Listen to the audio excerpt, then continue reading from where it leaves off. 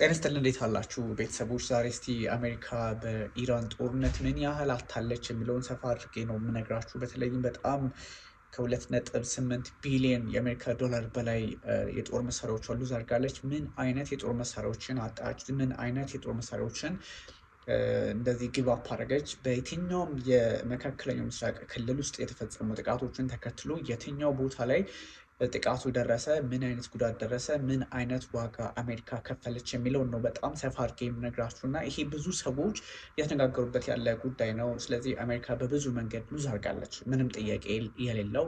ያ ማለት ግን ኢራን ሉዝ አላደረገችም እያልኳችሁ አይደለም። ግን ዛሬ የምነግራችሁ አሜሪካ በብዙ መንገድ ያጣቻቸውን የጦር መሳሪያዎች በጣም ሶፊስቲኬትድ የሆኑ ውስብስብ ቴክኖሎጂን የታጠቁና እጅግ አስቸጋሪ በቀላሉ ሊመከቱ የማይችሉ የጦር መሳሪያዎችን ጭምር ነው ሉዝ ያደረገችው እና እሱ ምንድን ነው የሚለውን እነግራችኋለሁ። የጦር መሳሪያዎችንም ያጣቻቸው ምንድን ነው፣ መቼ ነው ያጣቻቸው፣ የትኛው ቦታ ላይ በየትኛው ኢላማ ኢራን እንዴት አድርጋ ነው ጥቃት ሰነዘረችው የሚለውን ብዙ ጉዳዮችን ኢንዴፕዝ ኤንድ ኢንዲቴል ነው የምነግራችሁ። ስለዚህ የአሜሪካ ጦር እንግዲህ በተለይም ደግሞ የሚሊትሪ ኢኩፕመንት የሚባሉት የጦር መሳሪያዎቻቸውን ወታደራዊ ሀብቶቿን አሜሪካ ሉዝ ያደረገችው በጣም በብዙ መንገድ በብዙ መለኪያና አስቸጋሪ በሆነ ሁኔታ ውስጥ እንደሆነ የሚጠቁሙ መረጃዎች አሉና ይሄኛው በጣም በቢሊዮን የሚቆጠር ዶላር ነው ሉዝ ያደረገችው አሜሪካ። ይሄን ሉዝ ያደረገችበት እንግዲህ 2.8 ቢሊዮን ይሄ እንግዲህ አኮርዲንግ ቱ ዩኤስ ቤዝድ ቲንክ ታንክ ቡድን ነው። አሜሪካ ላይ መሰረቱን እያደረገ አንድ የቲንክ ታንክ ቡድን ወይም ደግሞ በጦር መሳሪያ ላይ ኢላማ እያደረገ ወይም ደግሞ ጦር መሳሪያን ታሳቢ እያደረገ እንትን እንግዲህ ተቋም ነው፣ ኢንስቲትዩሽን ነው። እሱ ነው ይሄን ያወጣው እና በቴሌቪዥን በቀረበ ለካቢኔው በቀረበው ላይ ነው። ይሄን እንግዲህ የነገርኳችሁ ትላንትና ፔታክሰት 25 ቢሊዮን የአሜሪካ ዶላር አተናል ብለው ያሉትን ሳይሆን ያኛው በጠቅላላ ነው። ግን ዊፐን ሲስተሞቹ የጦር መሳሪያዎቹ ረቂቆቹን እነዚህ ተዋጊ ጀቶቹን በተመለከተና ሂውማን ሉዙን ጭምር ነው ያጣችሁ ምንድን ነው የሚለውን ነው የምነግራችሁ እና በተለይም እንግዲህ የአሜሪካው የሴክሬታሪ ኦፍ ዲፌንስ ያ ማለት እንግዲህ እሳቸው የሰጡትን ሀሳብ ከሱ ውጭ ነው የምነግራችሁ እና ፔታክሰት የሰጡት ሀሳብ ነበረ ከሱ ለየት ያለ ነው። እንግዲህ በታሪክ እንደዚህ አይነት አሜሪካ ሉዝ አድርጋ አታውቅም። በታሪክ እንደ ኢራን ጦርነት ብዙ ማቴሪያሏ ብዙ ሀብቷ ወድሞባት አያውቅም አሜሪካ እንደ ኢራኑ ጦርነት ማለት ነው። ከዚህ በፊት የነበሩት የቬትናሙ የኢራቁ ምንድን ነው የሚለውን በግልጽ አሳያችኋለሁ። ግን ከዛ በፊት በዚህ ጦርነት ከማርች 26 28 ጀምሮ እስከ ማርች 26 ያለውን እንኳን ብንመለከት በጣም ብዙ አይነት ውድመቶች ነው የተከሰቱባት እና ኢራን እንግዲህ በታሪክ በሰው ልጅ ታሪክም ላይ ሊሆን ይችላል፣ በራሷም ታሪክ ሊሆን ይችላል። በእንደዚህ አይነት ሉዝ አድርጋ አታውቅም አሜሪካ። በጣም ትልቅ ነው ሉዝ ያደረገችው እና ከዚህ እንግዲህ አሜሪካ ሉዝ ያደረገችው ሚሊትሪ ኢኩፕመንቷ ከ2.3 ቢሊዮን የአሜሪካ ዶላር እስከ 2.8 ቢሊዮን ኢኩፕመንት ብቻ ነው። ይሄ ማለት መሳሪያ ስርዓቶቹን እና ወይም ደግሞ የወታደር ቁሳቁሶቹን ጨምሮ ነው። እስከዚህ እስከ 2.8 ቢሊዮን የአሜሪካ ዶላር ትንሹ 2.3 ቢሊዮን የአሜሪካ ዶላር ነው እና ዋሽንግተን ላይ ያለ አንድ ቅድም የነገርኳችሁ ቲንክ ታንክ ቡድን ነው፣ ሴንተር ፎር ስትራቴጂክ ኤንድ ኢንተርናሽናል ስተዲስ ነው ካልኩሌት ያደረገው።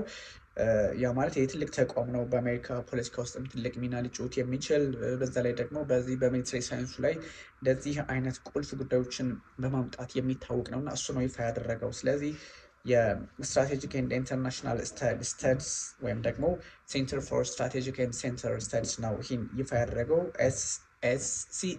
CSIS ይባላል። ይህ ነው ያስቀመጠው። እንግዲህ ከፌብሩዋሪ 28 ጀምሮ እስከ አሁን ባለ ሁኔታ አሜሪካ በሰው ልጅ ታሪክም ሆነ በራሷ ታሪክ በዚህ ልክ በሚሊትሪ ኢኩፕመንት ሉዝ አድርጋ አታውቅም ከሀብት አንጻር የሚል መረጃ ነው የተቀመጠው እና እንግዲህ ይሄኛው ኤስቲሜት ሲደረግ ብዙ ነገሮችን ታሳቢ አድርገዋል። በሪጅኑ በጠቅላላው በመካከለኛው ምስራቅ ላይ አሜሪካ ስትንቀሳቀስ ሉዝ ያደረገቻቸውን ጭምር ነው እያስቀመጠው እና ይሄ ምንድን ነው የሚለው ብዙ ሰዎችን እያነጋገረ ይገኛል። የስፔሻላይዝድ የሆኑ የጦር መሳሪያ በጣም ለየት ያሉ ከዚህ በፊት በሰው ልጅ ታሪክ ጦርነት ላይ ኢላማ ወይም ደግሞ ለኢላማ ጥቅም ላይ ውለው የማያውቁ ወይም በብዙ አገልግሎት ላይ ተፈላጊነቱን ያን ያህል ሉዝ ያደረገ ያላቸው ተብሎ የማይወሰዱ ናቸው። በጣም ውስብስብ የ21ኛው ክፍለ ዘመን የጦር መሳሪያ ስርዓቶች ናቸው እና እነሱን ነው እንግዲህ እነሱን ጨምሮ የናቫል ቤዞች ተመተዋል፣ መርከቦችም ተመተዋል። እነሱን በደንብ አሳያችኋለሁ ምንድን ነው ያለው የሚለውም ማለት ነው። ስለዚህ ማርክ ካንሲያን ይባላሉ። ሲኒየር አድቫይዘር ናቸው በዚህ ድርጅት ውስጥ ማለት ነው፣ በኤስሲአይኤስ የዲፌንስ ኤንድ ሴኩሪቲ ዲፓርትመንቱ ማለት ነው። እሳቸው ያስቀመጡት ሀሳብ አለ። አሜሪካ በዚህ ልክ ሉዝ አድርጋ አታውቅም፣ ወይም ደግሞ በዚህ ልክ አሜሪካ ጫና ውስጥ ገብታ አታውቅም የሚል ሀሳብ ነው። ወይም ደግሞ ጥናት ተደርጎ ነው፣ ሀሳብ አይደለም ጥናት ነው፣ ኦፒኒየንም አይደለም። ጥናት ተደርጎ አሜሪካ ምን ያህል ደሊቨር አደረገች፣ ምን ያህል ሉዝ አደረገች የሚለውን ታሳቢ አድርጎ የተሰራ ጥናት ነው እና ይሄኛው በጣም ሴንተር ፎር እንግዲህ እንደዚህ አይነት የሚሊተሪ ጉዳዮችን በማጥናት የሚታወቀው ማለት ነው ኤስሲአይኤስ ያስቀመጠው ሀሳብ ነው እና በገልፍ አካባቢዎች የተፈጸመውን ጥቃት፣ በተለያዩ በሆርሙዝ አካባቢዎች የተፈጸመውን ጥቃት የሚያሳይ ነው እና እንግዲህ ብዙ ጉዳዮችን መመልከት እንችላለን። ዌካንሲ ብዙ ነገሮችን የት ቦታ ላይ ምንድነው ሉዝ ያደረገችው? ሚሊተሪ ፕሌኖችን ሉዝ አድርጋለች፣ እንደዚሁ መርከቦችን ሉዝ አድርጋለች። ከዛ ውጭ ደግሞ የተለያዩ ኤር ዲፌንስ ሲስተሞችን ተአድ ሳይቀር ተፈትነውባታል፣ ሉዝ አድርጋለች። እነሱ ናቸው። ስለዚህ ሳም ኦፍ ሉዝስ ዌር ምንድን ነው ሉዝ ያደረጋቸው የሚለውን ነው ማለት ነው። ስለዚህ 3 ኤፍ-15 ጀቶች ኤፍ-15 ጀቶች ማለት ስቲልዝ ጭምር ሊሆኑ ይችላሉ፣ ወይም ደግሞ መሰወር የሚችሉ እነሱን ሁሉ ሉዝ አድርጋለች። ይሄኛው ቀላል አይደለም። በጣም ለአሜሪካ ፖለቲከኞች እና ለአሜሪካ ፔንታጎን ብዙ ጥያቄዎች እንዲያነሳ የሚያደርግ ነው። በቀላሉ የሚወሰድ አይደለም። ይሄ እሱን ነው። እንግዲህ ኩዌት ውስጥ ናቸው። ኤርሊ ማርች ነው ሉዝ ያደረገቻቸው። ስለዚህ ብዙ ነገሮችን ልንመለከት እንችላለን። የአሜሪካ ኤኩፕመንቶቿን ሉዝ ያደረገቻቸውን እንኳን ስንመለከት በተለይም ደግሞ ቢሊየንስ ዶላር ነው ዲስትሮይድ የሆኑባት ወይም ደግሞ የጠፋባት። እነዚህ ምንድን ናቸው የሚለውን ደግሞ ማየት ያስፈልጋል። ለምሳሌ የሴንተር ፎር ስትራቴጂክ ኤንድ ኢንተርናሽናል ስታዲስ ወይም ደግሞ እንግዲህ ዓለም አቀፍ ጥናቶች የስትራቴጂክ ማዕከል ተብሎ የሚጠራው እዚሁ ቀደም እንደነገርኳቸው ዋሽንግተን ዲሲ ላይ ቤዝ ያደረገ ነው። ቲንክ ታንክ ቡድን ነው። ከፕሬዚዳንት ዶናልድ ትራምፕ ጎን ሆነው የሰጡትም ሀሳብ ጭምር ነው እና ቀላል አይደለም። ስለዚህ አሜሪካ 2.3 ቢሊዮን እስከ 2.8 ቢሊዮን የአሜሪካ ዶላር ሉዝ አድርጋለች ሲል የትኞቹ የጦር መሳሪያዎች ምን አጣች የሚለውንም ታሳቢ አድርገው ነው እና ኤፍ-15 ኢኤክስ የተባለው እሱ የጦር መሳሪያም እንግዲህ ሉዝ ሆኗል። 3 የሚሆኑት ማለት ናቸው። ኤፍ-15 ኢኤፍ የሚባለው ማለት ነው 3 ሉዝ አድርጋለች። እነዚህ ደግሞ ዋጋው 309 ሚሊዮን የአሜሪካ ዶላር ነው። ስለዚህ የዋዛ አይደለም። ሁለተኛው ደግሞ ታንክ የኤር ዲፌንስ ሲስተም እና ታንክ መሳይ ነው እና AN/TYP ይባላል። እሱ ደግሞ ከአንድ ወይም 2 ሊሆን ይችላል ተብሎ ይታሰባል።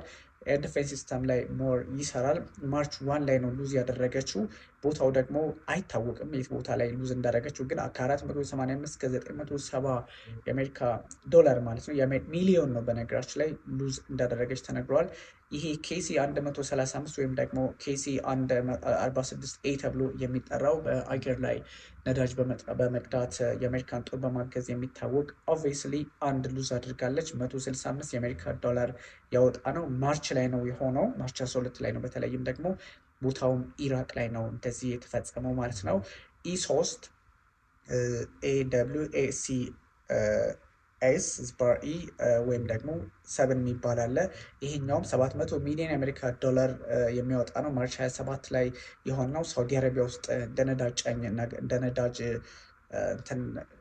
ሪፊል የሚያደርግ ነው። እሱን ሳውዲ አረቢያ ውስጥ ነው የሆነው። 700 ሚሊዮን የአሜሪካ ዶላር ያወጣል። CH-47 የተሰኘው ደግሞ ብዙ ጊዜ ወታደሮችን በማመላለስ የሚታወቀው የአሜሪካ ጦር አንድ ሉዝ አድርጋለች። 39 ሚሊዮን የአሜሪካ ዶላር እንደሚያወጣ ይታወቃል። ኤፕሪል 3 ላይ ነው ይሄ ደግሞ ጉዳት የደረሰባት ኩዌት ላይ የተፈጸመ ነው።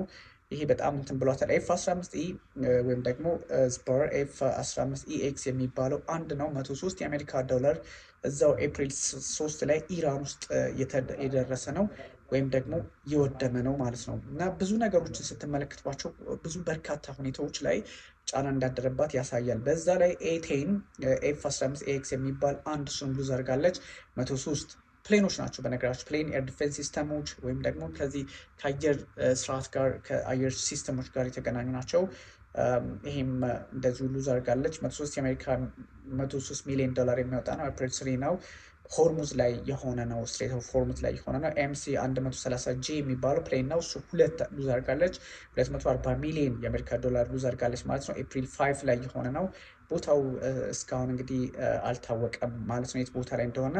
MH6 የተሰኘ ሄሊኮፕተር 4 ሉዝ አድርጋለች 60 ሚሊዮን የአሜሪካ ዶላር ማለት ነው። ይህንም አት ደ ሴም ታይም ኤፕሪል ላይ ነው ሉዝ ያደረገችው። ቦታውም እንደዚሁ የታወቀ አይደለም።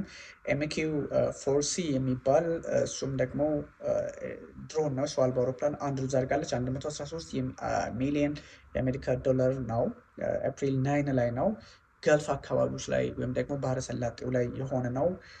MQ-9 ሪያፕተር የሚባለው ካይንድ ኦፍ ድሮን ነው። ይሄም 11 ባይዘው MQ-4C ድሮን ካይንድም ሌላም አይነት ጌም የሚጫወት ነው። 11 ወይም MQ-9 ሪአፕተር የሚባለው ደግሞ ከ11 እስከ 24 የሚሆኑ ናቸው። 165 እስከ 360 ሚሊዮን የአሜሪካ ዶላር እንዳጣች ነው የሚነገረው እና በተለያዩ ቦታዎች ላይ ነው። ስለዚህ ይሄኛውን እንኳን ስንመለከት ከ2.3 እስከ 2.8 ቢሊዮን የአሜሪካ ዶላር ሉዝ እንዳደረገች የሚያስቀምጥ ነው እና ይሄ ብዙ ሁኔታዎች አሜሪካ በርካታ ጉዳዮች ላይ ችግር እንድትፈጠርባት የሚያሳይ ነው። እነዚህ ከፕሌን ስርዓት ጋር ከአየር ስርዓት ጋር የተገናኙ የአየር መከላከያ ስርዓትም ሊሆኑ ይችላሉ፣ ፕሌኖችም ሊሆኑ ይችላሉ፣ ዲፌንስ ሲስተም ሊሆኑ ይችላሉ። እስከ 2.8 ቢሊዮን የአሜሪካ ዶላር ሉዝ ያደረገችው። ከዛ ውጭ ደግሞ የቬዘል አታክ በስትሬት ኦፍ ሆርሙዝ ላይ የተፈጸሙ ጥቃቶች አሉ። አኮርዲንግ ቱ ይሄኛው እንግዲህ ሺፕ ትራኪንግ ዴታ ፍሮም ከፕለር 22 የሚሆኑ መርከቦች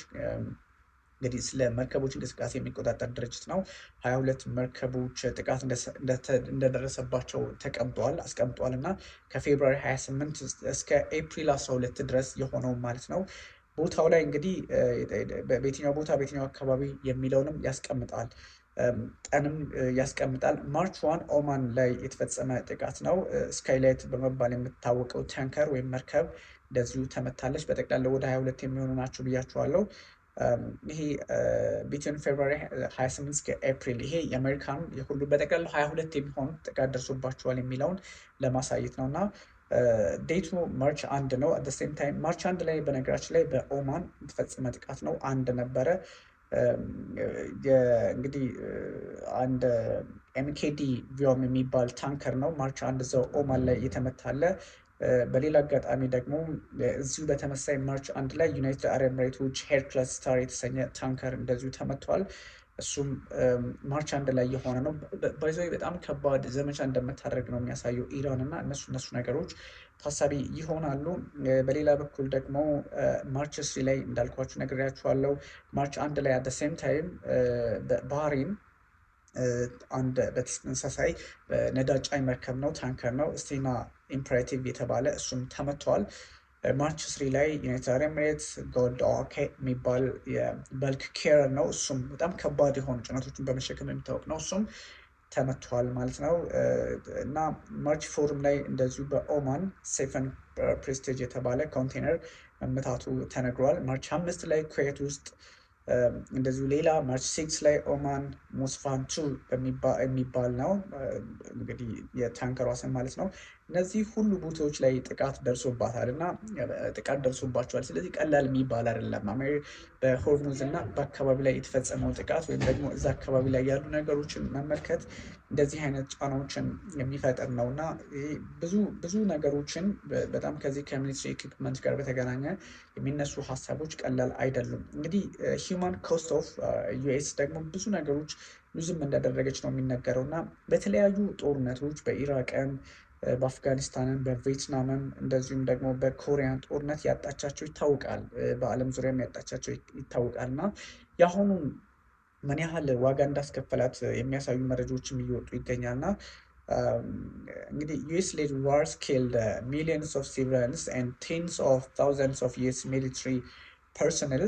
ይህ እንግዲህ በኢራቅ ጦርነት ከ2003 እስከ 11 በነበረው እንኳን በጣም በርካታ ሰዎች ናቸው ሲቪሊያንን ጨምሮ ወታደሮችን ጨምሮ።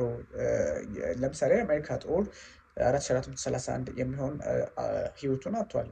በዛ ላይ ደግሞ ሲቪሊያኑ 300,000 ነበረ ህይወቱን ያጣውና በጣም ኤስቲሜትድ የሆኑ አስቸጋሪ ጉዳዮች አሉ። በአፍጋኒስታንም አት ዘ ሴም ታይም ከ2001 እስከ 21 በነገራችን ላይ ብዙ ጊዜ እንደዚህ አይነት ጦርነት የሚቀሰቅሱት ሪፐብሊካኖች ናቸው። ጆርጅ ቡሽ ዘመን ነው በአብዛኛው ከ2001 እስከ እንግዲህ በእሳቸው አመጡት። ከዛ ባራክ ኦባማ ማስቀጠሉት። ከዛች እንግዲህ ያው ትራምፕም ባይደን መጡ ማለት ነው። እንደዚህ እያለ የቀጠለ ጉዳይ ነው። ሪፐብሊካኖች ብዙ ጊዜ በእንደዚህ አይነት ነገር ውስጥ ይታወቃሉና በዚህ የዩኤስ ሚሊትሪ ዴይዝ እንኳን ስንመለከት 2461 ይደርሳል። 175,000 የሚሆኑ ንጹሐን እንደዚሁ አልቀዋል እና በቪየትናም ዋርም ስትመለከቱት ዩኤስ ሚሊትሪ በጣም እጅግ ብዙ 58,220 የሚሆኑ ሲቪሊያን ደግሞ ከ2 ሚሊዮን በላይ ሰዎች ህይወታቸውን አጥተውበታል ማለት ነው። የኮሪያን ጦርነትም ደግሞ 36,000 የሚሆኑ የዩኤስ ሚሊትሪ ዴዝስ ተመዝግበዋል። ሲቪሊያኑ ደግሞ ልክ እንደቀደሙ ከ2 ሚሊዮን በላይ ነው እና እንደዚህ አይነት ጉዳዮች የአሜሪካ ጦር ሉዝ ያደረገባቸውን ጉዳዮች የሚያስመለክት ነው እና እነዚህ ኢኩፕመንቶች በቀላሉ የሚለኩም አይደሉም። በጣም ፖለቲካሊ ኤንጌጅመንትን የሚፈልጉ በአንዳንድ ሁኔታዎች ላይ ዓለም የገባችበትን ጦስም የሚያሳይ ነው እና ፕሬዚዳንት ዶናልድ ትራምፕ ይህ ሁሉ በጣም ፊግሬቲቭ የሆኑ ነገሮች ብዙ የማድረጋቸው ሚስጥር አንደኛ ሚስካልኩሌት አድርገው በመግባታቸው ወይም ደግሞ ጉዳዩን እዛ አካባቢ ያለው ነገር ቀለል አድርገው ከመመልከት አንጻርና ያን ያህል ዋጋ ያስከፍለን ብለው ከመውሰድ እንደሆነ ይነገራል። ግን በጣም ቫራይቲ የሆኑ ሶርሶችን እንዳልኳቸው ደግሞ ከዚህ ቀደምም እንግዲህ ፔት ሄግሴት ማለት ነው የአሜሪካ መከላከያ ሚኒስቴር በጉዳዩ ላይ መፍትሄ ያስፈልጋል፣ መፍትሄ በዚህ ልክ መቀመጥ አለበት የሚል ሀሳብ ቢሰጡም እንኳን አንዳንድ ሁኔታዎችን ለሚመለከት ሰው አንዳንድ አስቸጋሪ ሁኔታዎችን ለሚመለከት ሰው ይሄኛው ጦርነት በዚህ ልክ የሚቋጫ ሆኖ አልነበረም ታሳቢ ሲደረግ የነበረው። በአብዛኛው አሜሪካ አሸናፊ ሆና ትወጣለች የተባለበት ነበረ። ግን ሪፐብሊካኖቹ እንዳልኳችሁ በጣም ዓለም ላይ አስፈሪ የሚባሉ ውጥረቶችን በመቀስቀስ የሚታወቁ ናቸው። ከነ ሮናልድ ሬገንን መጀመር እንችላለን። በአንጻሩ ዴሞክራቶቹ ደግሞ ውጥረቶችን ከማርገብ አንጻር ስራዎችን ለመስራት የሚሞክሩ ናቸው እና ብዙ ሁኔታዎች ብዙ አካሄዶች የዓለምን የፖለቲካ ስርዓት አሁን ያለችበትን አውዱን በጣም ታሳቢ ሊያደርግ የሚችል እና በብዙ ጉዳዮች ላይ ግምቶች ከሚታሰበው ውጭ እንዲሆኑ ያደርጋል። ከዚህ አንጻር ደግሞ እንግዲህ ኢራን ውስጥ ምን አይነት ኪሳራ ተፈጥሯል፣ አሜሪካ ውስጥ ምን አይነት ኪሳራ ተፈጥሯል፣ እስራኤል ውስጥ ምን አይነት ኪሳራ ተፈጥሯል ሲባል አሜሪካ ውስጥ የተፈጠረውን ስነግራችሁ በዚህ ልክ ሁሉ ስፔሲፊክ የሆኑ ከዲፌንስ ሲስተም እስከ በጣም አደገኛ ከሚባሉት F-35 ተዋጊ ጀቶች ከዛም ደግሞ የተለያዩ እንግዲህ ኬሲ የሚባሉት ኬሲ 130 ሌሎችም አይነት ወታደሮቻቸውን ጭምር ሉዝ አደረጉ ሲባል ኢዝሊ የሚታይ አይደለም። ይሄኛው የሆነው በዋናነት ደግሞ ፖለቲካሊ አሜሪካ ሉዝ አድርጋለች ተብሎ ሊወሰድ ይችላል። ግን ይሄኛው የአሜሪካ ነው። እንግዲህ የሴንተር ፎር ስትራቴጂክ ስተዲስ ሲያስቀምጥ የአሜሪካን ውድመት አሜሪካ ላይ የተፈጠረባትን ጫና ነው ያሳየው። አት ሴም ታይም ደግሞ ኢራን ውስጥ የተፈጠረውን ጫና ጉዳዮች ሲወጡ ሲዘረዘሩ ደግሞ በጣም የትየለሌ ነው የሚሆነው። ቢካዝ ይሄ የአሜሪካ ውስጥ ያለው በዚህ ልክ አሜሪካ እንደምታውቁት ታርቃ ነው የምትዋጋው፣ በአየር ላይ ነው የምትዋጋው። ኢራን ውስጥ ያለው ውድመት ደግሞ ኦፍኮርስ የኢራን መንግስት ሉዝ አድርጊያለሁ ብሎ ያስቀመጠው እንትን አለ። እሱ ኦብቪየስሊ የምታውቁት ቢሆንም ግን የአሜሪካና የኢራንን ደግሞ ዲፍረንሱን መገመት አችልም። ምክንያቱም ኢራን ውስጥ አንደኛ ቦታው ላይ ነው ሄደው የሚዋጉት። ቦታው ላይ ሄደች ትዋጊ ያለው ኪሳራ ይታወቃል። ብዙ ነገሮች እዛው ቦታ ላይ ነው። ቦታው ኦን ደ ፌስ ነው የሚሆነው። ስለዚህ እዛ ላይ ሲሆን ደግሞ በጣም ከባድ ኮስት የሚፈጥር ይሆናል እና እነሱ ነገሮች ሲታሰብ የኢራንን ደግሞ የኢራን መንግስት ያስቀመጠው አለ ሉዝ አረኩት ያለው ከሱም በላይ ሊሆን ይችላል። ግን አንዳንድ ሁኔታዎች ደግሞ እዚህ ዋር ላይ አንዳንድ ሁኔታዎችን ደግሞ ስትመለከቷቸው አሜሪካ በዚህ ልክ ሉዝ ካረገች ኢራን ደግሞ ብላችሁ ማሰብ አለባችሁ የሚለውን ለማየት ነው። እንግዲህ እንደዚህ አይነት ነገሮች ሲፈጠሩ በጣም አንዳንድ ቀለል ያሉ ሂሳባዊ ስሌቶች ሊታዩ ይችላሉ። እስከ 270 ቢሊዮን የአሜሪካ ዶላር ሉዝ እንዳደረጉ ይናገራሉ። ያ ማለት ቶታል ኢኮኖሚክ ዳሜጁ ኢስቲሜት ያደረገው 200,000 በነገራችን 200,000 ትራኮች ያስፈልጉኛል እዛ አካባቢ ያለውን አንዳንድ ሁኔታዎች ጽድት ለማድረግ ወይም ደግሞ ለማጽዳት 200,000 መኪኖች ያስፈልጉኛል ሲል ነበረ የኢራን መንግስት እና የቀላል አይደለም። ስለዚህ 140 ቢሊዮን የኢራን ከ140 ቢሊዮን እንግዲህ 270 ቢሊዮን ያስፈልገኛል ብለዋል ወይም ደግሞ ሉዝ እንዳደረገ ተናግረዋል። እና እነዚህ ይሄኛው ቀለል ተደርጎ አይታይም። ግን ቅድም የነገርኳችሁ እስከ 2.8 ቢሊዮን የአሜሪካ ዶላር ሉዝ አድርጋለች አሜሪካ ስላችሁ ግን ከሚሊትሪ ኢኩፕመንት ነው። ሌሎቹን እንደምታውቁት 25 ቢሊዮን የአሜሪካ ዶላር ፔታክሰት ሉዝ አድርጊያለሁ ብለዋል መከላከያ ሚኒስትሩ ፔንታገኑ ሰው። እነሱን ደግሞ ታሳቢ ስታደርጉ ሌላ አይነት ደግሞ ብዙ ሌሎች ካልኩሌሽን ትሪሊየን የሚያደረሷቸው ስላሉ ማለት ነው። አንዱ ከሌላው ጋር የሚታይበት የፖለቲካ መነጽሩም ሆነ የሚታይበት ሚሊትሪ አናሊሲሱ የተለያየ ሊሆን ቢችልም ካለው አክሰስ አንጻር ብዙ ጥያቄዎች ሊነሱ ቢችሉም ግን ሚሊትሪ ዳሜጁ በጣም ከባድ ነው። በደረጃ እንኳን አስቀምጡ ቢባል አሜሪካ እንግዲህ የጠፋባትን በጣም ውስብስብ ቴክኖሎጂዎችን ተመልክታችኋል አይደለ? ስለዚህ በደረጃ እንኳን አስቀምጡ ብትባሉ የሚሆነው አንደኛ ሉዝ ያደረገችው ኢራን አድርገን ልንወስድ እንችላለን።